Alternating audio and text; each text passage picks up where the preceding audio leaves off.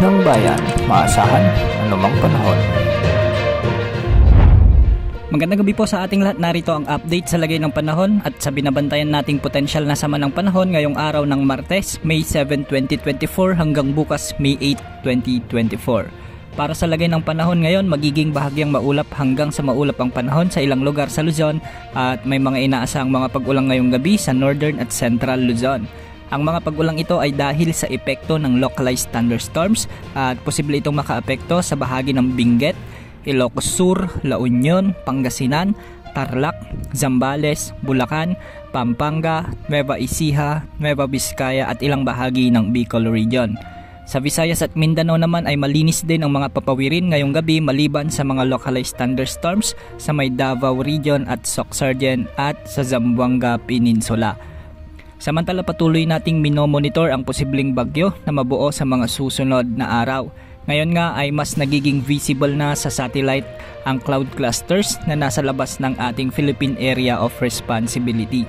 Sa katunayan ay dalawang low pressure area na ang nakikita ng Joint Typhoon Warning Center ng Amerika sa silangan ng bansa. Ito ang mga kumpol ng mga kaulapan na nakikita natin ngayon sa ating satellite animations. Ayon sa Pag-asa, nasa low to moderate ang chance na magkaroon ng bagyo sa mga susunod na araw at ito ay ayon sa Tropical Cyclone Threat Potential ng Pag-asa. Sa pagkakataong ito, ating alamin ang ipinakikita ng ilang mga weather models na ginagamit natin ukol sa potential na bagyong ito.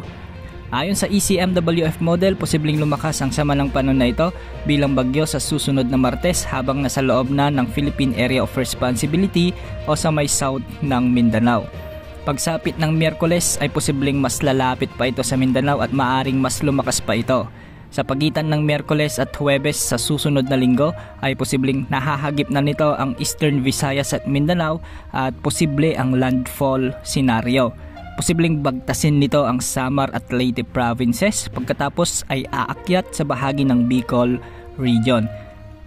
Ayon naman sa GFS model, posibleng mas malakas ang ipinapakita nito kumpara sa mga nakaraang updates natin. Posible rin itong lumapit sa Philippine Area of Responsibility pagsapit ng Huwebes o Biyernes. Mataas din ang tsansa na nasa loob na ito ng Philippine Area of Responsibility pagsapit ng weekend at kung mapapansin natin ay mabilis ang paglawak at paglakas nito. Lunes sa susunod na linggo ay nasa silangan na ito ng Visayas at mas malayo ng bahagya kaysa sa mga naunang forecast nito. Gamit pa rin ang GFS model na kung saan ay lalapit ito sa Visayas o Bicol Region.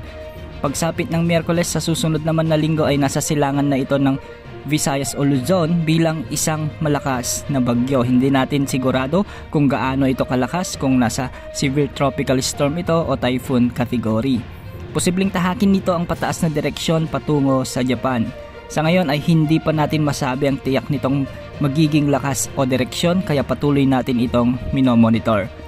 Posible ba talaga itong maglandfall o aabot kaya ito sa napakalakas na bagyo o super typhoon? Yan ang alamin natin sa mga susunod na updates.